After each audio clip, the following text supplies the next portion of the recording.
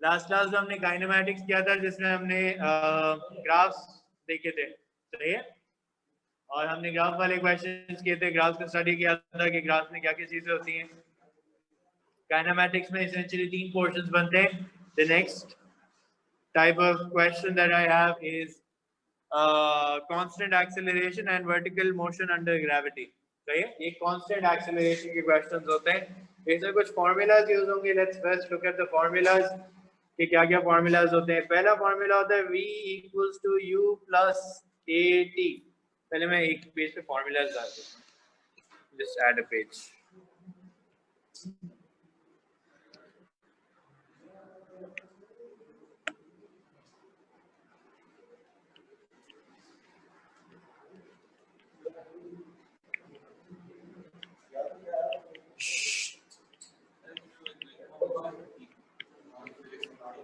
हाँ, वही वाले फॉर्मूले होंगे। V equals to U plus AT, S equals to UT plus half AT square हो जाती है।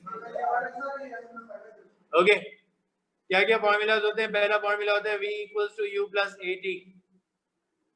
V क्या होती है? Final velocity. What is U? Initial velocity।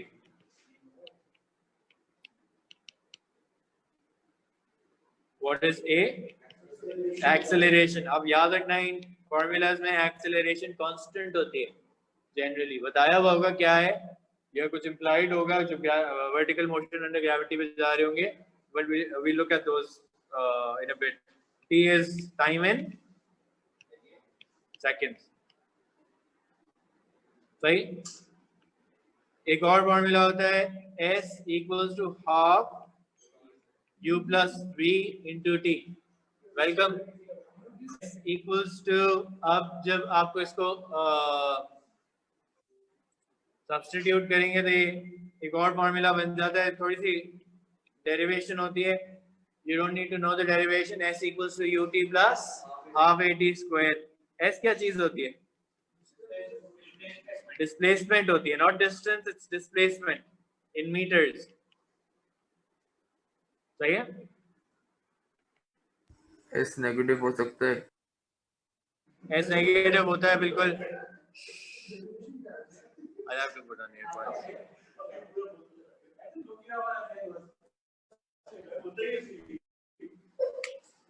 अब नहीं आएगी।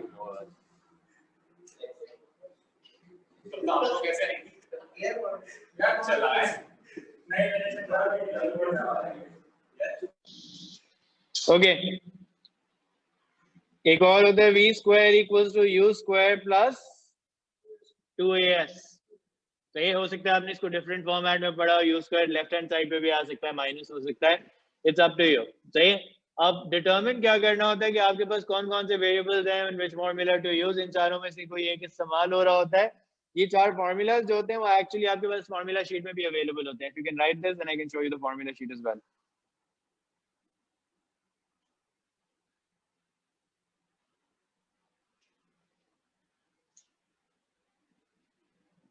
Everybody should have these formulas written in front of them। शुरू वाले क्वेश्चन में जरूरत पड़ेगी आपको, क्या आपको रिकॉल फौरन से नहीं होते अक्सर।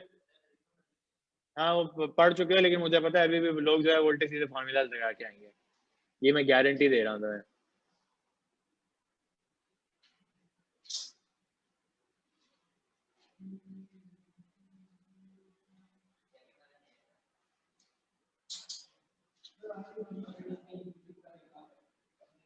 सेकंड वाला एक्चुअली वो सेकंड वाले एक्चुअल फॉर्मूला होता है, ये उससे डिराइव होता है।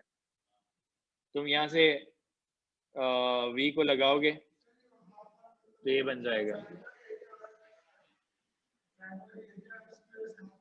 Vertical motion under gravity, if the particle is going up,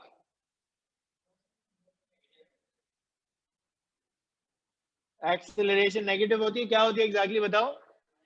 -10 metre पर सेकंड स्क्वायर। सही है। हो सकता है आप फिजिक्स में 9.8 पढ़ते हो, ग्रेविटी को जनरली 9.8 पढ़ते हैं। सही है। मैथ के अंदर आपने हमेशा -10 लेना है या 10 लेना है, डिपेंड करता है ऊपर जा रहे हैं नीचे जा रहे हैं। ये पेपर के शुरू के इंस्ट्रक्शंस में लिखा हुआ होगा आपके पास। Okay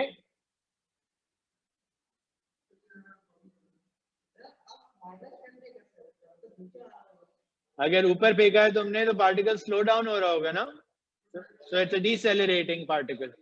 okay is going down. A equals to 10 meter per second. इसको क्या कहते हैं? This is basically gravity.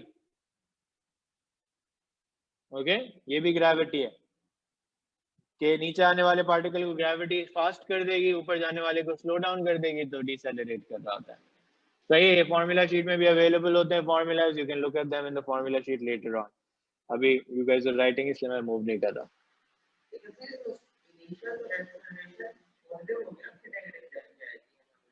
क्या मतलब है इसका?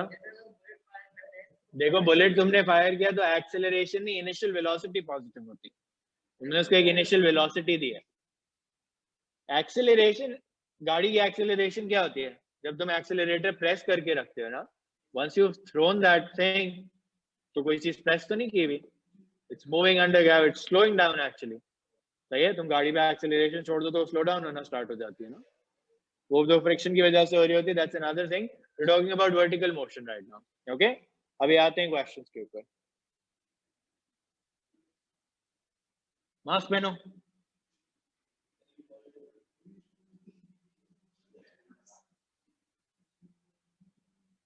ओके उसने कहा particle starts from point A with velocity 3 and moves with a constant acceleration of half along a straight horizontal line, along a straight line AB. It reaches B with a velocity of 5. The displacement of B from A. तो मैं पूछ क्या रहा हूँ आपसे? S पूछ रहा हूँ. और मेरे पास अवेलेबल क्या क्या है? U, A और B. सही है. S निकालना है तो मुझे क्या चाहिए होगा? कौन सा वाला फॉर्मूला लगाना पड़ेगा? सही है. V square equals to U square plus 2AS मैंने लिखा था, इसलिए मैं इस तरह लिख रहा हूँ. तो जिस तरह भी याद हो, it doesn't matter. 5 square 3 square 2 times half into S. सही है. 25 minus 9 is 16 and 16. ओके नहीं, यूनिट्स इतने जरूरी नहीं होते हो भाई. ओ लेवल से आगे आ गए आप, अब वो फर्क नहीं. It doesn't matter. लिख दो तो बेहतर है, लेकिन कोई फर्क नहीं पड़ता. You won't get marks deducted for this. Okay, the time taken from A to B. So I'm asking you for T. तो मैं कोई भी एक फॉर्मूला लगा लेता हूँ, जो सिंपल वाले वो लगा रहा हूँ. V equals to U plus AT. 5 3 A is half T. So T equals to 4.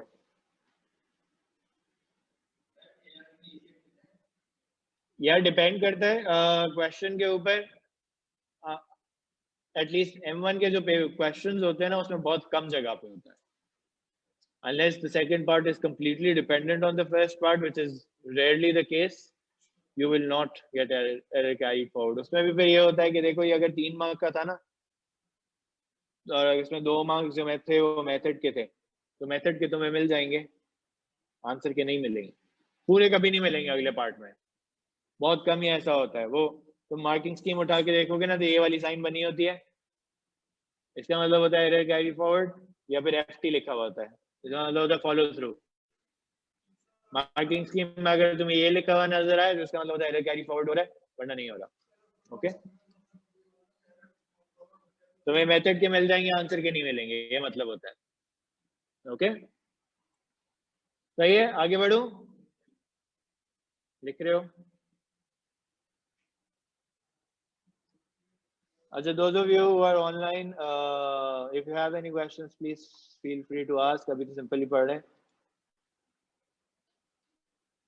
8 लोग ऑनलाइन हैं. 7 नहीं, सॉरी 6. 2 तो मेरी अकाउंट है.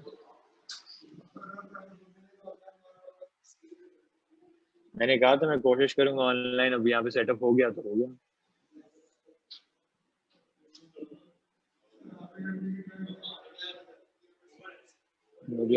और भी क्लासेस होंगी ना. हो गया. Okay example 8. A cyclist starts riding up a straight steep hill with a velocity of 8. At the top of the hill, which is 96 meters long, the velocity is 4. Assume a constant acceleration, find its value. So A find करने को कह रहा हूँ. This is U. This is U. This is what? 96 क्या है? S की value 96 है और ये V है और मैं A पूछ रहा हूँ तो फिर से V square equals to U square plus 2AS.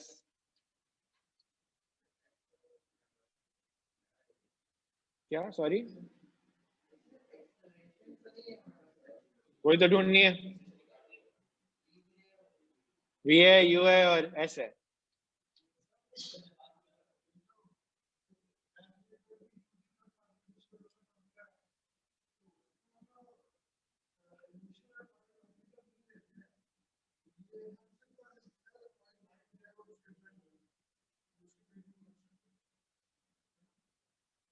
हाँ कांस्टेंट एक्सेलरेशन के केस में ले सकते हो फॉर्म.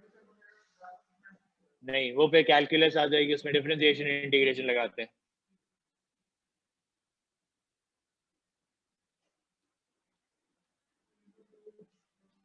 कोई बता देगा आंसर क्या आ रहा है? Train begins to approach to a station by applying the brakes to produce a steady deceleration of 0.2 and brings the train to the rest at a platform in 1 minute and 30 seconds. सही है? तो time कितना हो जाएगा? 90 seconds. Acceleration कितनी होगी? -0.2. Find the speed of the train in kilometers at the moment when the brakes were applied. तो U find करने को कह रहा हूँ. और क्या पता है इस क्वेश्चन में? स्टेडी मतलब नहीं कांस्टेंट पता मुझे. क्या सॉरी हाशिर क्या कह रहे हो? कहते हैं स्टेडी का मतलब कांस्टेंट होता है. Steady deceleration. हाँ कांस्टेंट डिसेलरेशन है. और क्या पता है? V 0 है. गुड सही है. तो मैं V equals to U plus 80 लगा दूंगा.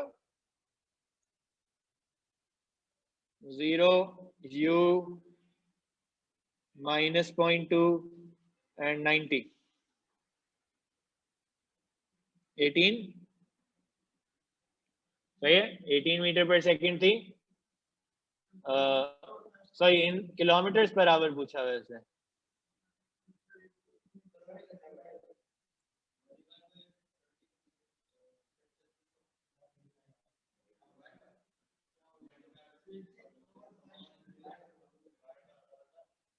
अच्छा जीनियस से जरा ये करके बताओ कितना आ रहा है. लड़ना बाद में तुम लोग.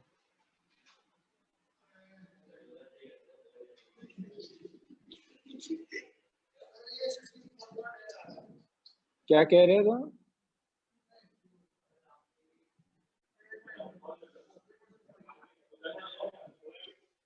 ये आ रहा है.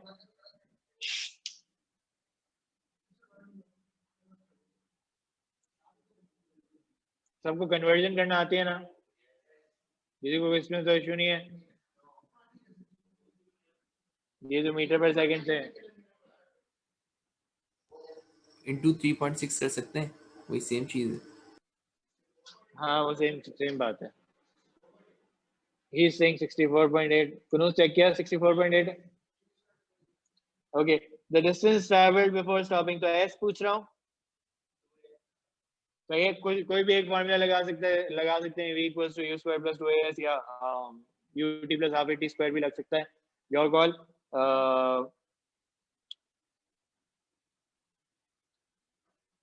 0 18 लूंगा इसको -0.2 and S.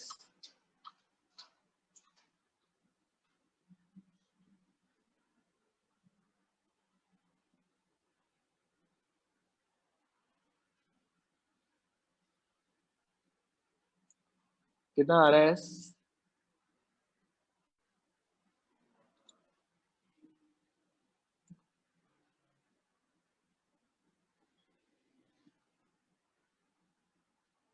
Three 24 divided by 0.4 कितना होता है अभी?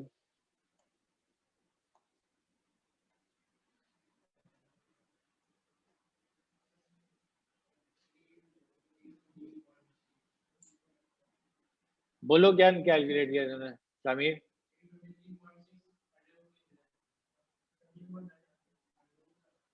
अंडर रूट क्यों लग रहा है? अंडर रूट तो लगाना भी नहीं, कहाँ लगाना है अंडर रूट? 810 आ रहा है। 310 810 810 कह रहा है ये। हासिल कह रहा है 810 है, वही सही लग रहा है मुझे, यही है ना मीटर? ट्रेन इतना तो चलेगी when the brakes are applied, right? That's a logical answer. Okay, चलें आगे।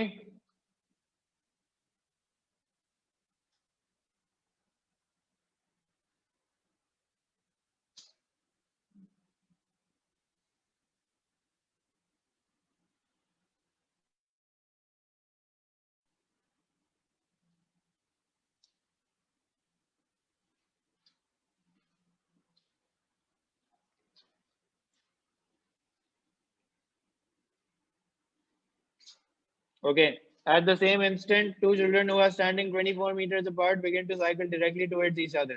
James starts from rest from point A, riding with a constant acceleration of 2. And William rides with a constant speed of 2.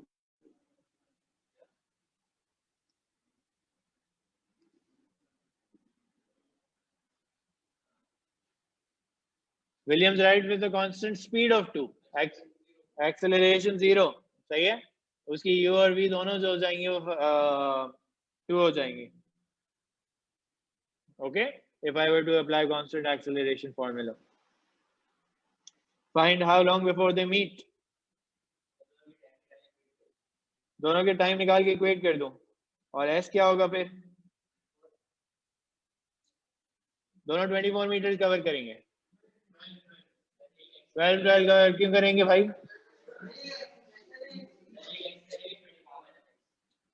एक x करेगा और दूसरा 24 minus x करेगा, सही है? या मैं ये कह सकता हूँ कि दोनों के डिस्प्लेसमेंट को ऐड करेंगे तो 24 आना चाहिए। I can call one as S1 and the other as S2। एक की एक्सेलरेशन 2 है, एक की वो 2 है, तो मैं कह सकता हूँ कि S1 plus S2 equals to 24, सही है? डिस्प्लेसमेंट का फॉर्मूला क्या होता है? ut plus half at square, time दोनों का सेम है, तो मैंने कहा ut, मैं पहले ऐसे लिख रहा हूँ और फिर आगे करता हूँ।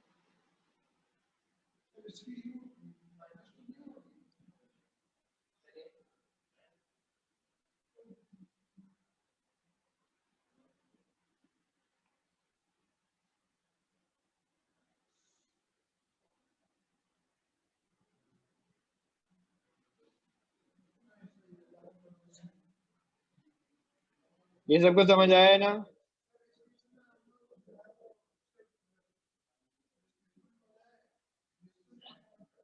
बोलो, सही है? तो t इक्वल्स टू 4 आंसर हो जाएगा।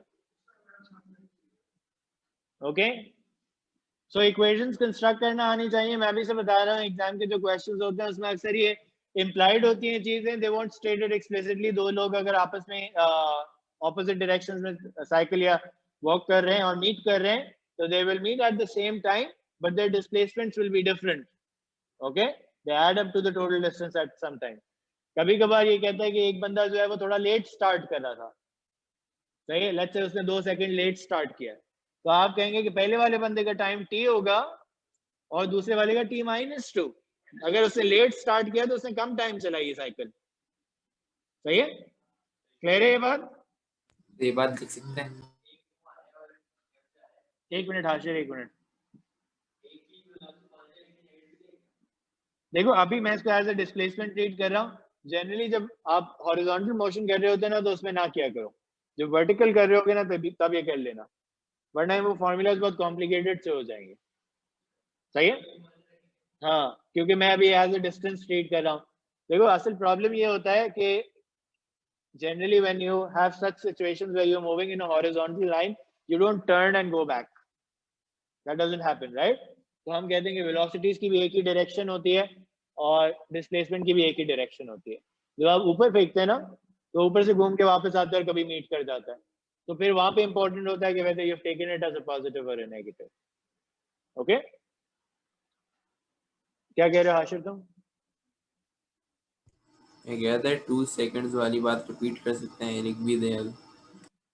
अच्छा, मैं अभी वो बेटा दूसरे क्वेश्चन में आएगी। 2 सेकंड्स वाली बात मैं ये कह रहा था कि अगर ये विलियम्स जो है वो 2 सेकंड लेट स्टार्ट करता, तो मैं कहता कि जेम्स का टाइम टी होता और विलियम्स का टाइम जो होता है वो t-2 होता फॉर एग्जांपल। क्यों? क्योंकि विलियम्स जो है वो 2 सेकंड कम साइकिल चलाएगा। ओके, वो भी आएगा किसी सवाल में।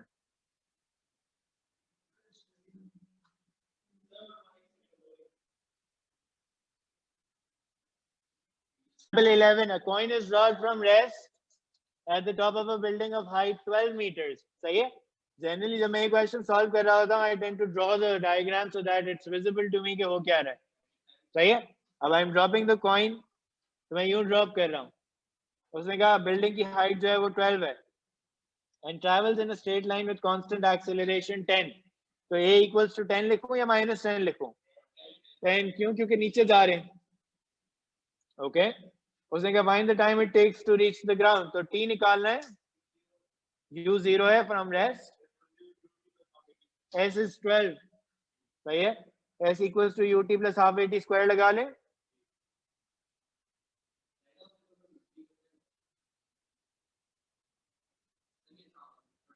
क्वाड्रेटिक बन के आ जाएगा ना? क्वाड्रेटिक तो खैर बनेगा भी नहीं।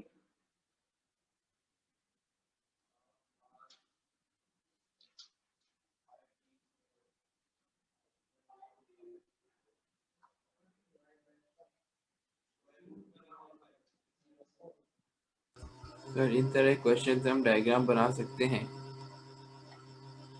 बेहतर होता है डायग्राम बना लो Ashir, because sometimes the questions will be more complicated. अभी तो मैं बहुत आसान करा रहा हूँ।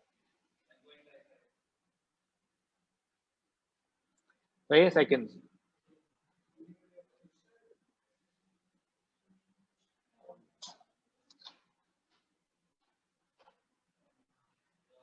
तो उससे सेकंड पार्ट भी था ना एक इस मिनट सवाल एक का। मिनट एक मिनट एक मिनट एक मिनट, मैं जरा सा आगे क्वेश्चन देख रहा हूँ।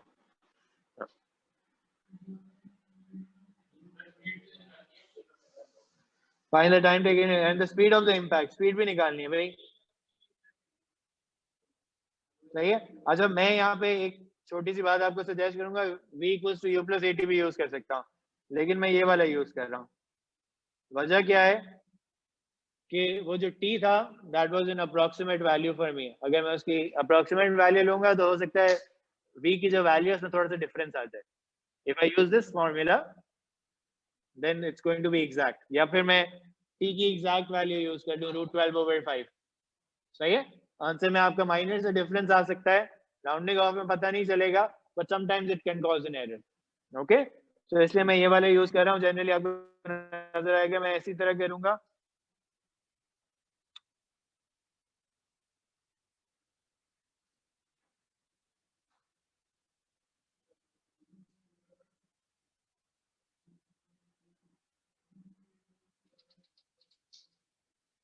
कितना होता है ये? 14 point 15 point 15 point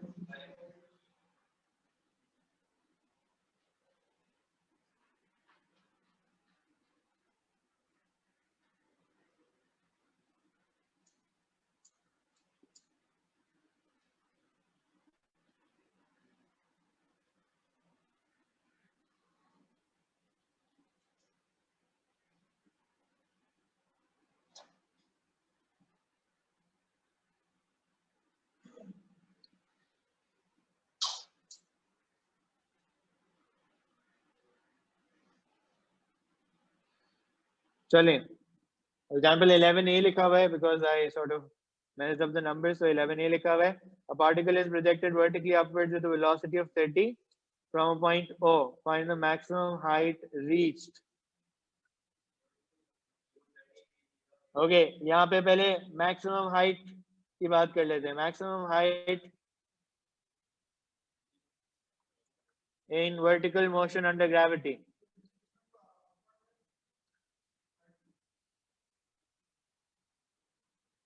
is when v equals to 0. सही. This is an important point that you should know कि vertical motion under gravity में maximum height कब reach होती है? जब v equals to 0 हो जाता है, जब particle वापस घूम के आना शुरू हो जाएगा. At v equals to 0, it reaches its maximum height. Okay? तो उसने कहा upwards with a velocity of 30. Acceleration कितनी होगी? -10. और मुझे s निकालना है. Do I know anything else? V equals to 0. So v square equals to u square plus 2as.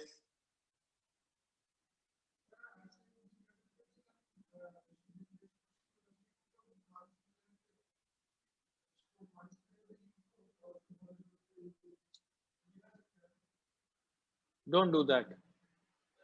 The problem is कि जब ये आगे कॉम्प्लिकेट होगा क्वेश्चन तो बहुत मुश्किल हो जाएगा हैंडल करना. ओके?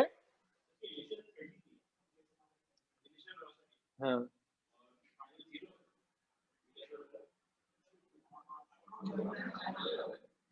मैक्सिमम हाइट पे जब पहुंचेगा तो v 0 हो जाएगी ना. ये ऊपर फेंक रहे हो, डिसेलरेट करेगा, going to stop at a certain, मतलब इंस्टेंटेनियसली 0 पे पहुंचेगा. सही है. अच्छा, ये इसको कभी कभार लिखा होता है इंस्टेंटेनियस रेस्ट. सही है. This is called instantaneous rest. इसका मतलब क्या होता है कि at a particular instant the velocity 0 होती है, that is for a very short period of time. सही है. It doesn't stop there, it just reaches the velocity of 0 and turns back immediately. Why? Because there's constant acceleration or deceleration going on. Okay, so it's called instantaneous rest. कहीं लिखा हो तो आप ये note कर लेंगे, that means v equals to 0. Okay,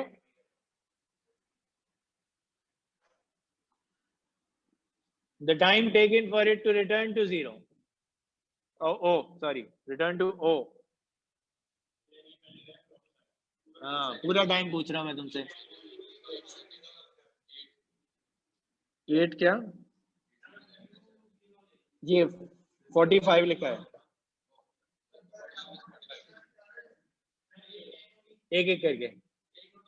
1 को 10 तब लोगे जब तुम ऊपर से स्टार्ट कर रहे हो. अब तुम कह रहे हो ऊपर से स्टार्ट करूँ और टाइम निकालूं. अच्छा, ये कह रहा है कि एक ऊपर जाने का और एक नीचे आने का. एक मिनट. डिस्प्लेसमेंट 0 कर दें तो डायरेक्ट आंसर आ जाता है. आप अपने मोशन को स्टार्ट से ही रखें. सही है. क्या आपने कहा मैं इनिशियल से चलता हूँ, u जो है वो 30 है, एक्सेलरेशन अभी मैंने ऊपर फेंका है -10. सही है.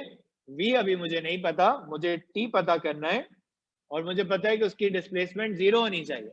सॉल्व करके देखते हैं, आंसर आएगा, फिर मैं इंटरप्रेट करके दिखाऊंगा. 1 मिनट रुको.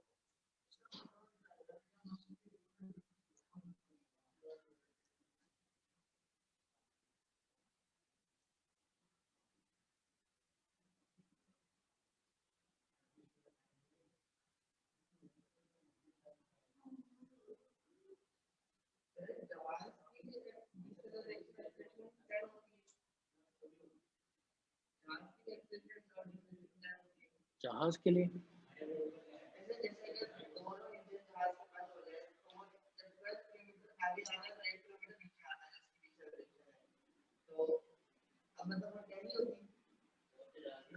see when you're talking about particles, you're not taking their weight into consideration.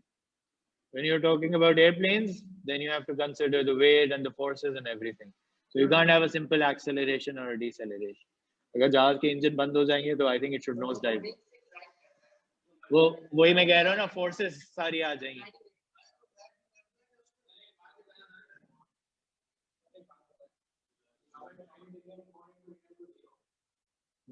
To O, not O0, it's O.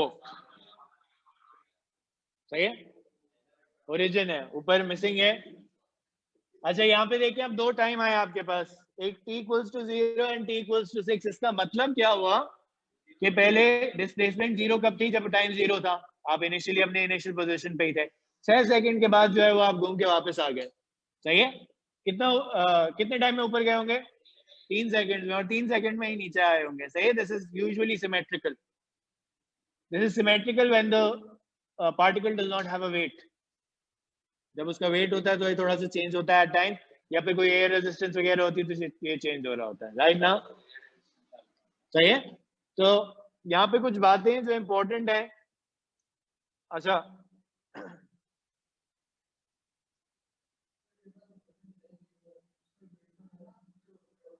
यहाँ पे जब पार्टिकल्स कंसिडर किए जा रहे हैं ना, they are assumed to be weightless. Total time उसने पूछा था, the time taken for it to return to पूरा 6 पूरा। देखो जब पूरे मोशन को तुम एक साथ कंसिडर कर रहे हो ना, तो ऑटोमेटिकली वो कंसिडर हो जाता है। इसीलिए now what has happened is, if you can imagine this is a quadratic curve that looks like this, right?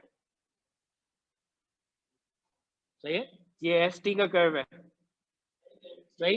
अब तुम सोचो कि यहाँ पे जो थी वेलोसिटी पहले बढ़ रही थी और फिर कम होने लगी, सही। वेलोसिटी कम होने लगी, इसका मतलब एक्सेलरेशन जो थी वो नेगेटिव हो गई थी।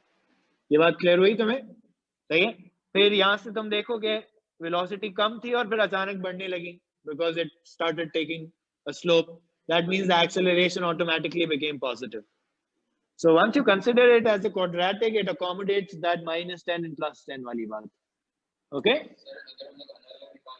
अलग अलग निकाल के ऐड कर ले, सेम बात आएगी। वो बस ये होगा कि तुम्हें डायरेक्शन चेंज करनी पड़ेगी खुद से। यहाँ पे तुम कहोगे कि U30 V0 था, फिर यहाँ पे तुम कहोगे कि U0, और फिर तुम्हें ये पता होना चाहिए। ऐसे मैं एक और बात बता रहा हूँ यहाँ पे,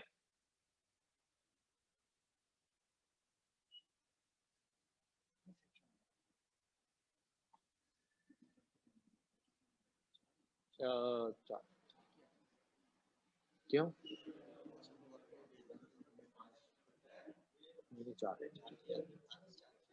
वो बीच में अगस्त तक थोड़ा सा प्रॉब्लम हुआ था, लेकिन अब चार्ज स्टेबल है, सही है।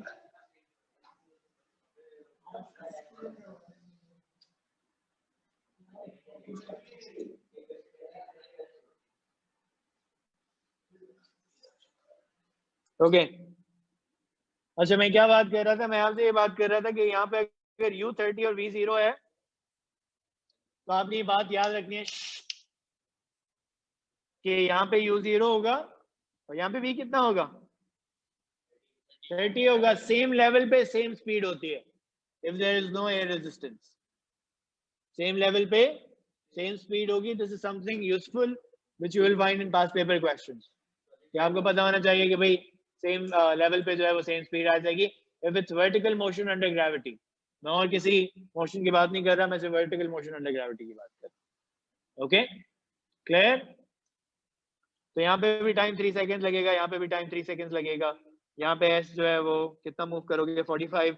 यहाँ पे भी एस जो है वो 45 मूव करोगे, सही है। सिर्फ तो मैं ग्रेविटी आपसे स्पेक कर रही है, क्या, सॉरी दोबारा बोलो। सेम स्पीड होगी जब सिर्फ ग्रेविटी एक कर रही हो। हाँ, सेम लेवल पे हो बेसिकली। क्या अगर मैं तुम्हें कहता ना कि यहाँ पे बताओ यहाँ पे स्पीड कितनी है, टाइम लेट्स से 1 सेकंड गुजरा है, तो तुम कहोगे कि जो यहाँ पे स्पीड होगी वही यहाँ पे वापस आते हुए भी नीचे स्पीड होगी। ओके,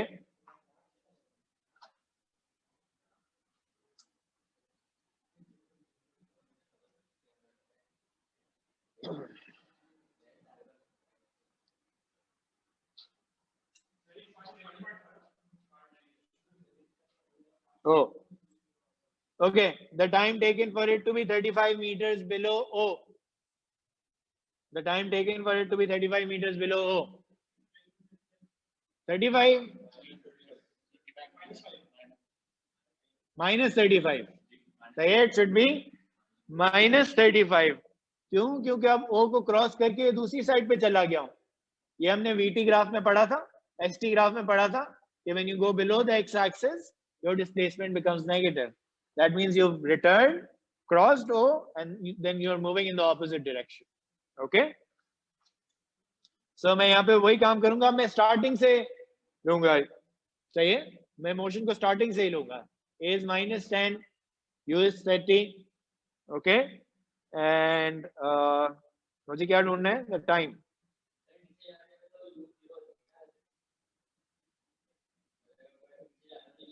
मैं कहाँ से कंसिडर कर रहा हूँ? मैं यहाँ से कंसिडर कर रहा हूँ। मैं यूं घूम के जो है वो -35 कब पहुंच रहा है। ओके मैं तुम्हें वही कह रहा हूँ कि मैं जितने फॉर्मूलाज लगा रहा हूँ ना, I am taking it from the start of the motion, not from somewhere in the middle. If you start from here, सही है, if you start from here, तुम u को 0 लेते हो, a को जो है वो तुम 10 लेते हो, तो तुम्हें s को क्या लेना पड़ेगा, तुम कहोगे 45 plus 35, you'll have to take it as 80. सही है, इसीलिए मैंने तुम्हें शुरू में ही कहा कि what I'm going to do is I'm going to take it from the start of the motion. I'm not going to break up the journey. सही है, I'm not going to break up the journey till there is a change in acceleration. अगर change in acceleration कोई air resistance की वजह से होती है, आगे जाके जब हम पुलिस वाले क्वेश्चन करेंगे तो उसमें होती है एक्सेलरेशन चेंज, तो फिर then I'm going to break up the journey into two parts. Right now I'm saying just take it as one straight journey. Okay.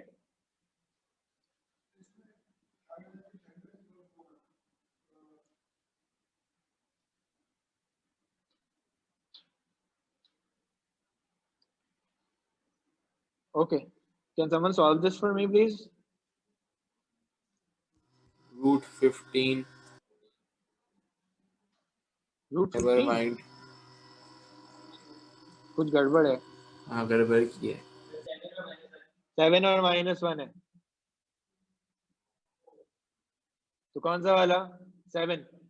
तो अब हुआ क्या, तुम्हें ये पता चल गया था कि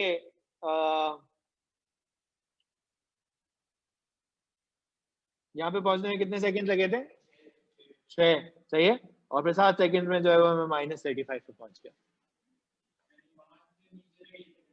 हाँ, -35 जाने में 1 सेकंड लगा है. सही है, वो लॉजिकली सेंस भी बनता है. अगर मैं आपको सेंस बना के दिखाता हूँ, ये देखिए यहाँ पे आप पहुंच चुके थे, यहाँ पे जब आप पहुंचे थे तो आपकी स्पीड कितनी थी? 30 मीटर पर सेकंड. ठीक, 1 सेकंड में यानी 30 मीटर चल लेते थे, लेकिन आप साथ साथ एक्सेलरेट भी कर रहे थे. सही है, तो 1 सेकंड के अंदर जो है वो आपने 35 कवर कर लिया, इसलिए 30 से बढ़ गया थोड़ा सा, 35 कवर कर लिया 1 सेकंड में. It also makes logical sense to me, so therefore I can conclude that my answer is correct. 40 नहीं करना चाहिए था, क्योंकि how do I explain this to you, वो it's changing every partial second as well ना, partial second में भी change हो रहा होगा. It's basically area under the graph, तो वो उससे होगा. सही है, so it's not necessary कि वो पूरा 1 सेकंड लगे तुम्हें, तुम 40 पे पहुंच जाओगे पूरे 1 सेकंड के बाद, बट 35 तुमने उससे पहले कवर कर लिया होगा. सही है.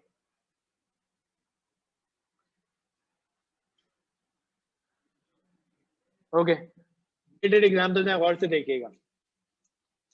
ये कहता है juggler throws a ball up in the air with initial speed 5 from a height of 1.2. It has a constant deceleration of 10 vertically downwards due to gravity. सही है, तो वो क्या कह रहा है कि वो एक बिल्डिंग पे है और इनिशियली 5 है, ए जो है वो -10 है. सही है. Find the maximum height of the ball above the ground and the time it takes to reach it. तो क्या पूछ रहा हूं मैं? मैक्सिमम हाइट v0,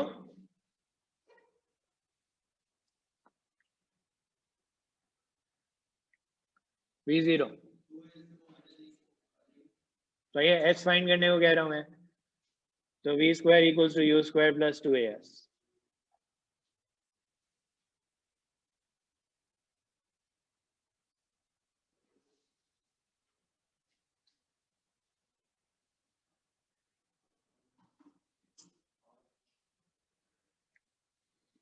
सही है, 1.25 है. ओके, अबव द ग्राउंड पूछा हुआ है, तो हाइट अबव द ग्राउंड कितनी हो जाएगी?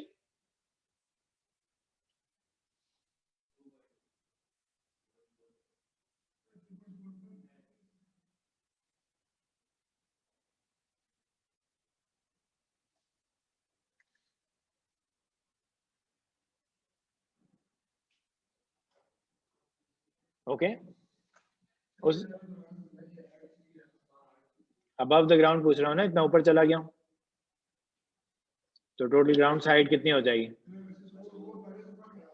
हाँ, it's standing on top of a building. Okay, from a height of 1.2. At the instant that the ball reaches its maximum height, अच्छा टाइम भी निकालना है.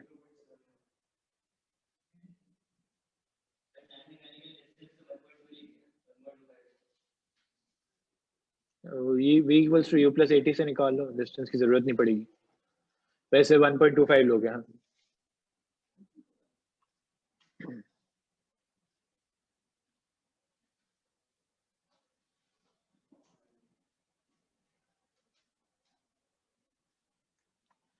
सही है.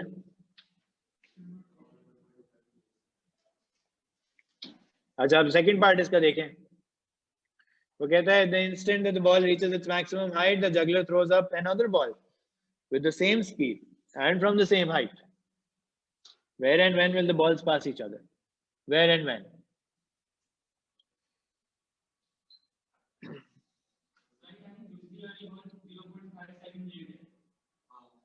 हाँ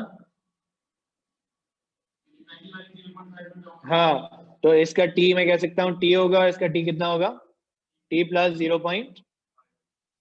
अच्छा लेट है तो माइनस करोगे, कम चलेगी वो. सही है. The second ball will move for a lesser amount of time. अगर पहली वाली जो है वो 5 सेकंड चल रही है तो दूसरी वाली 4.5 सेकंड चलेगी. Does that make sense to everybody? Okay. अच्छा इसकी ये बात तो दोबारा जगह थोड़ा बोलिए। सा मैंने ये कहा कि अगर पहली वाली बॉल जो है वो 5 सेकंड्स के लिए मूव कर रही है तो दूसरी वाली बॉल जो है वो 4.5 सेकंड्स के लिए. क्यों? क्योंकि मैंने उसको लेट फेंका है. Okay okay okay. The juggler throws another ball with the same speed and from the same height. Where and when will the balls pass each other? Okay, so क्या सेम होगा? और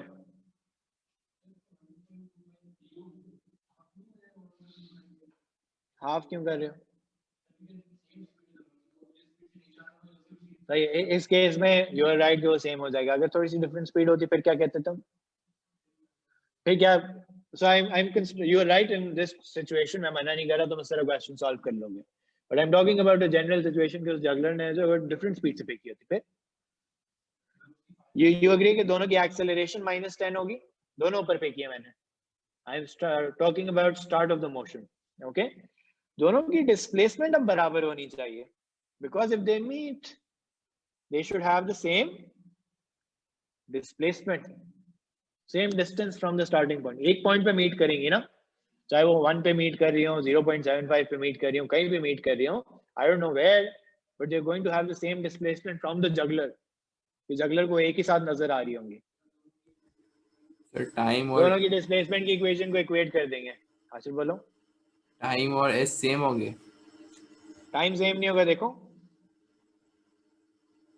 एक को लेट फेंका है तुमने, तो मैं कहूंगा कि ut plus half at square should equal ut plus half at square.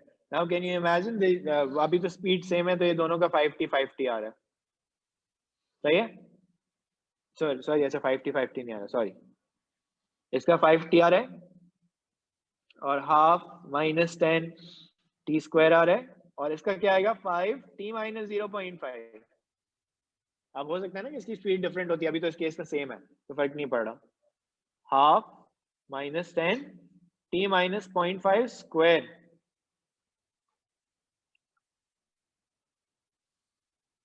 सही है. इसको सॉल्व करता हूं मैं. 5t minus 5t square, 5t minus 0.25 minus 5t minus 0.5 का स्क्वायर. पहले इसको एक्सपैंड करना पड़ेगा. 2.5 सॉरी. ओके 2.5.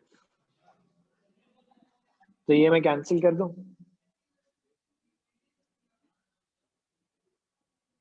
क्या हुआ बोलो? s equals to s लिखा है. अच्छा मेरा 5 ऐसा होता है भाई.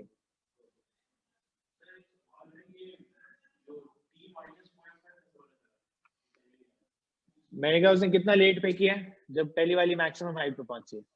तो अगर पहली वाली जो है वो टोटल मिला के पूरे मोशन में 5 सेकंड चलती है तो दूसरी वाली कितनी चली होगी 5 माइनस 0.5 क्योंकि उसको लेट फेंका है मैंने।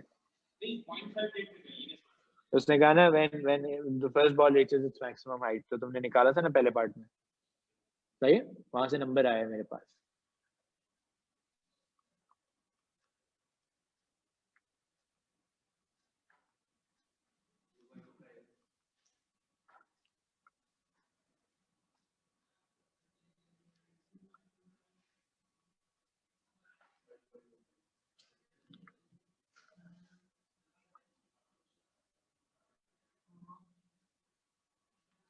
T divided by 3.75 divided by, कोई बता देगा 3.75 divided by 5 क्या होता है? श्योर नहीं?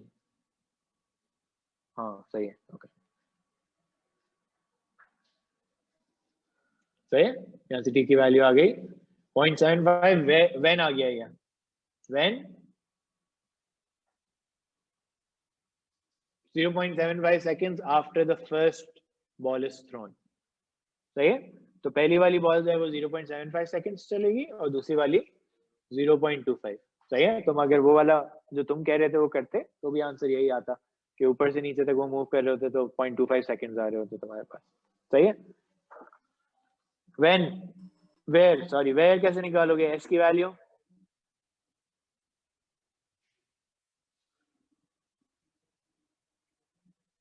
दोनों बॉल क्या 0.5 करनी? सेकंड्स बाद थ्रो हुए आएगी बीट। एक मिनट हाशिर, हाँ 2 into 0.5 into t, 2 into 0.5 1 हो जाएगा ना, 2ab, ओके। हाशिर आप क्या कह रहे थे?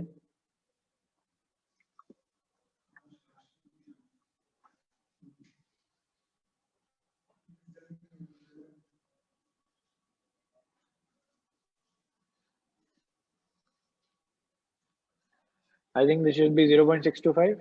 कैलकुलेट कर लो जरा।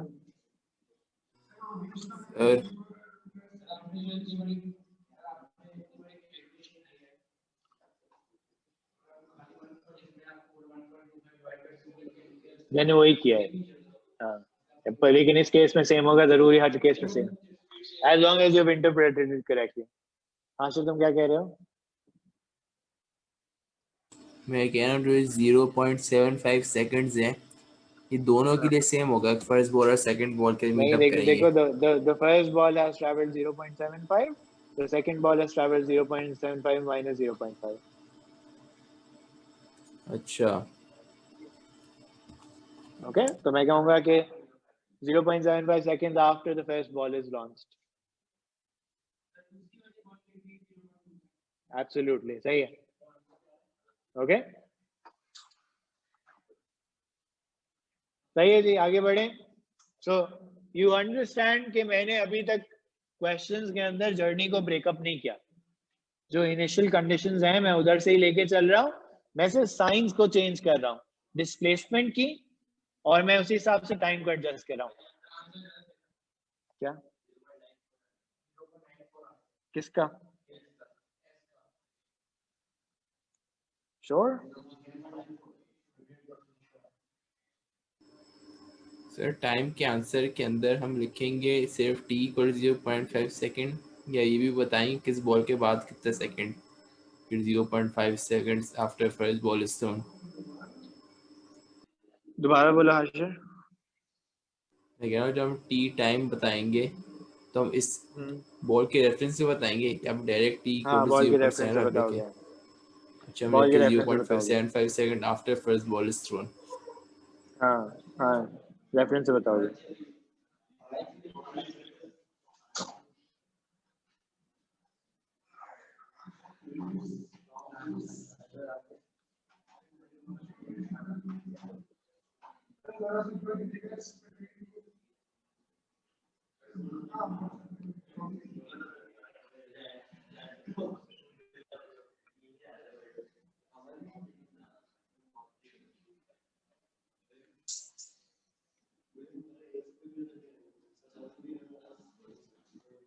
तुम लोग की अभी कोई और क्लास है आज?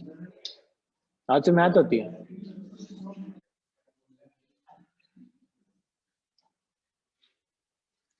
A particle is projected vertically upwards from point O with initial speed 12.5. At the same instant, another particle is released from rest at a point 10 meters vertically above O. Find the height above O at which the particles meet each other.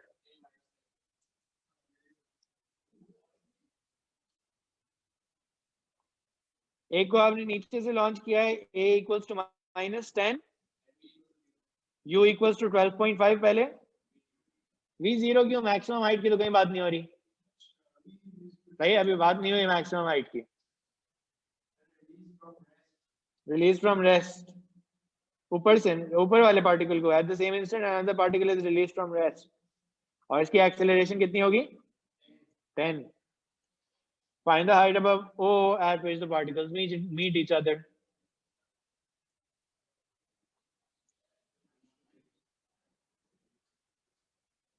कैसे find करूं?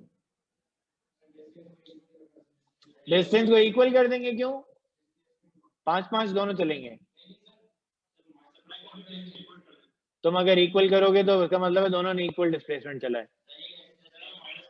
एक s plus 10 नहीं होगा, हाँ 10 minus s.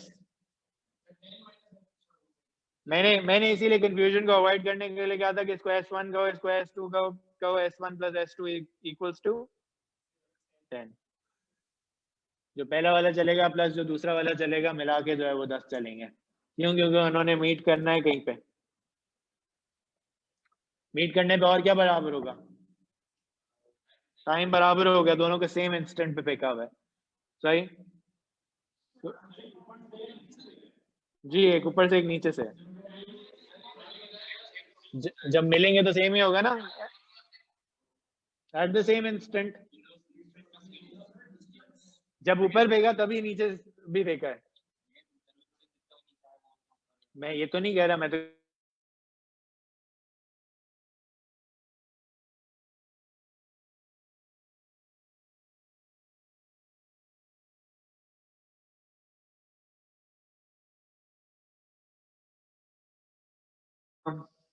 ut plus half a, life तो अभी भी चल रहा है ना, t square plus ut plus half a t square.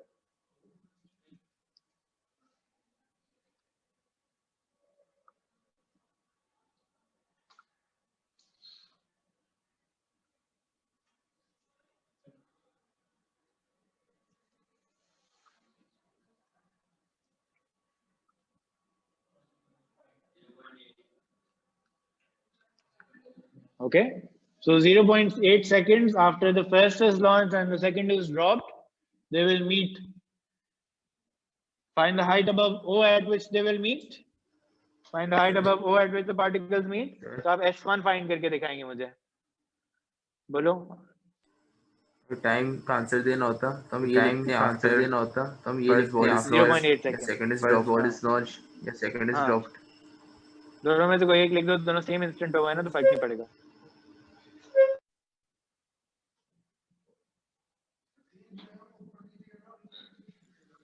हाँ, कितना आ रहा है ये वैल्यू बता दे कोई.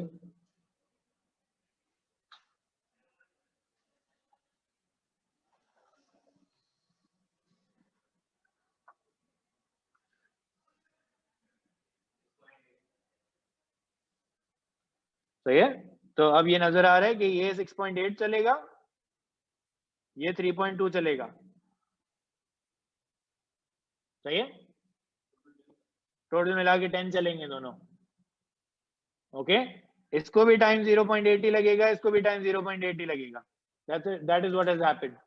पहले वाले ने ज्यादा डिस्टेंस क्यों कवर किया? सोचो, उसको इनिशियल आपने स्पीड दी थी, वो 12.5 सेकंड से ऊपर गया था मीटर पर सेकंड से. दूसरे वाले को आपने सिर्फ ड्रॉप किया था. सही है. तो इसलिए पहले वाले ने ज्यादा डिस्टेंस कवर कर लिया, दूसरे वाले ने कम किया. मिले तो सेम इंस्टेंट पे ना. They don't need to meet. They meet at the same point, but they don't necessarily cover the same distance. Okay?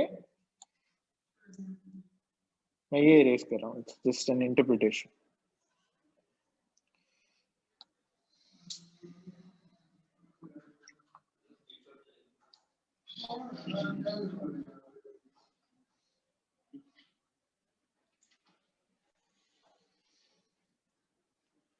भाई अगर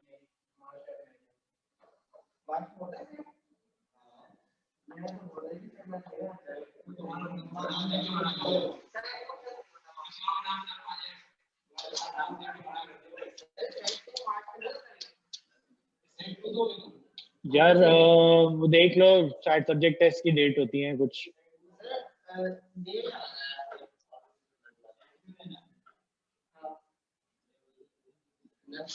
अलग अलग होते हैं।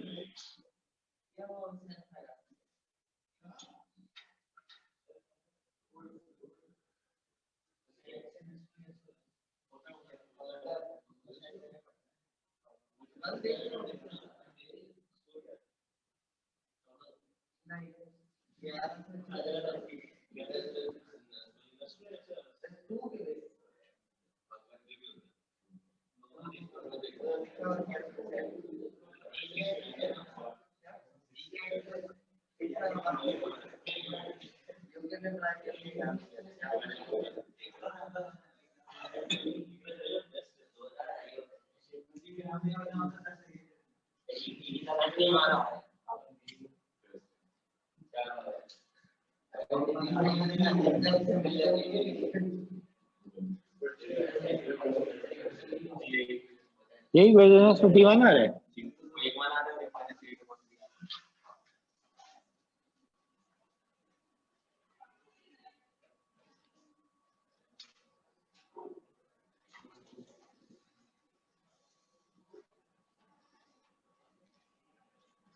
और तुम लोगों ने